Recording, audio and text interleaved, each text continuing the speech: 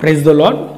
ప్రభువైన యేసుక్రీస్తు నామములో మీ అందరికీ మా యొక్క హృదయపూర్వక వందనాలు చెల్లిస్తున్నాము. ప్రియులారా, ఈరోజు మనము విలియం మిల్లర్ గారిని గురించి నేను మీకు కొన్ని విషయాలు తెలియజేస్తాను. ప్రియులారా, విలియం మిల్లర్ గారు ఇతను అమెరికా వాస్తవ్యుడు. ఇతను ఫిబ్రవరి 15వ తారీఖున 1782వ సంవత్సరమున పిట్స్ఫీల్డ్, మసాచ్యూసెట్స్ అనే యుఎస్ ప్రాంతంలో ఇతను అనగా అమెరికాలో జన్మించడము జరిగినది. ప్రియులారా, ఇతను మొదట రైతుగా, తర్వాత మిలిటరీ ఆఫీసర్గా, అదేవిధముగా బాప్టిస్ట్ బోధకుడుగా, అంతేకాకుండా రచయితగా, అదేవిధముగా మిల్లరైట్ ఉద్యమ నాయకుడుగా ఇతను బాధ్యతలు చేపట్టడము జరిగినది. ప్రియులారా, ఇతని చిన్నతనములో కుటుంబ ఆర్థిక సమస్యల కారణముగా ఇతను చదువును పూర్తిగా కొనసాగించలేకపోయారు. క్రైస్తవ కుటుంబములో ఇతను జన్మించినప్పటికీ పేదరికము వలన అతను క్రీస్తు యొక్క దైవత్వాన్ని విశ్వసించని డైజం అనే సిద్ధాంతం వైపు తన మార్గాన్ని మళ్లించడం జరిగినది. 1803వ సంవత్సరములో లూసీ స్మిత్ అనే స్త్రీని వివాహము చేసుకున్నాడు. మరియు ఆమె సమీప స్వస్థలమైన పౌల్ట్నీకి వెళ్ళడం జరిగినది. అక్కడ ఇతను వ్యవసాయాన్ని చేపట్టాడు. వీరికి ప్రియులారా 5 పిల్లలు. ఇతను 1809వ సంవత్సరములో మిల్లర్ గారు డిప్యూటీ షెరీఫ్ కార్యాలయానికి ఎన్నికయ్యాడు. తరువాత జస్టిస్ ఆఫ్ ది పీస్గా కూడా ఎన్నికయ్యాడు. జూలై 21, 1810వ సంవత్సరమున లెఫ్టినెంట్గా నియమించబడ్డాడు. ఫిబ్రవరి 1వ తారీఖు 1814న కెప్టెన్గా పదోన్నతి పొందడము జరిగినది.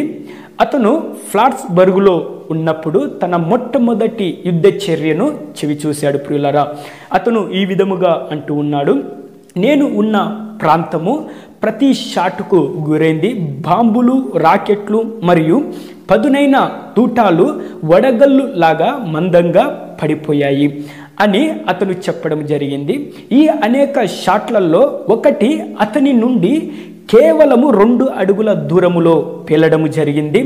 అది 3 వ్యక్తులను గాయపరిచింది, ఒకరిని చంపింది. కానీ ప్రియులారా, మిల్లర్ గారు ఒక చిన్న గాయము కూడా లేకుండా బయటపడడం జరిగింది. ప్రియులారా, ఈ విషయము ఇతనిలో దేవుని పట్ల ఒక విశ్వాసాన్ని రేకెత్తించింది.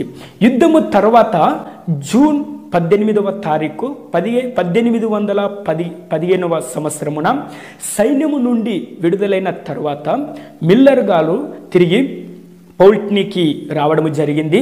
అతను వచ్చిన కొద్ది కాలానికే తన స్వస్థలమైన హాంప్టన్కు కుటుంబముతో సహా తిరిగి వెళ్ళడం జరిగింది.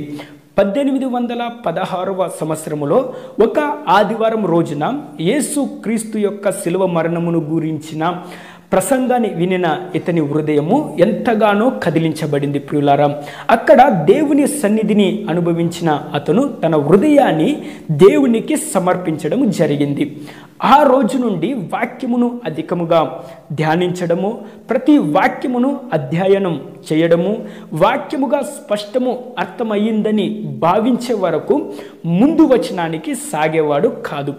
అతని ప్రసంగాలు ప్రధానముగా ప్రభు యొక్క 2వ రాకడపై కేంద్రీకృతమై ఉండేవి. ఈ విధముగా అతను ప్రియులారా క్రీస్తు 2వ రాకడ సమయము బైబిల్ ప్రవచనాలలో ఉందని వెల్లడించారు.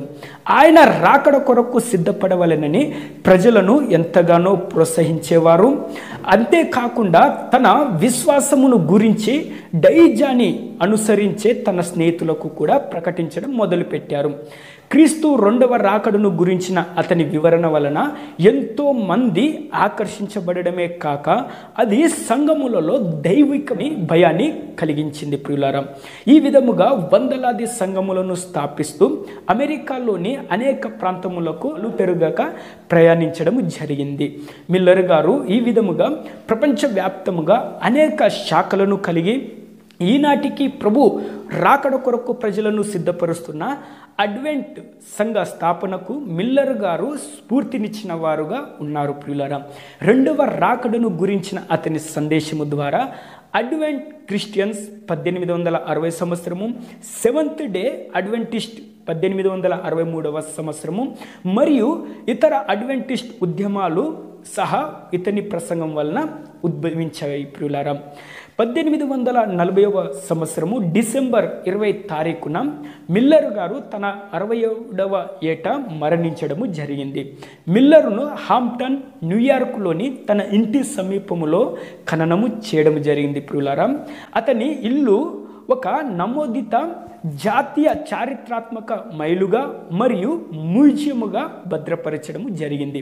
కాబట్టి ప్రియులారా, ఈరోజు ఈ విధముగా మనం విలియం మిల్లర్ గారి గురించి అనేక విషయాలు తెలుసుకున్నాం.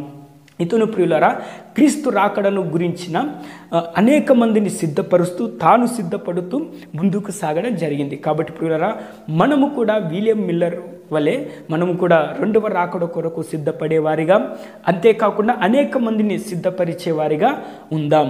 దేవుడు మనలను దీవించి ఆశీర్వదించునుగాక. ఆమెన్. Praise the lord.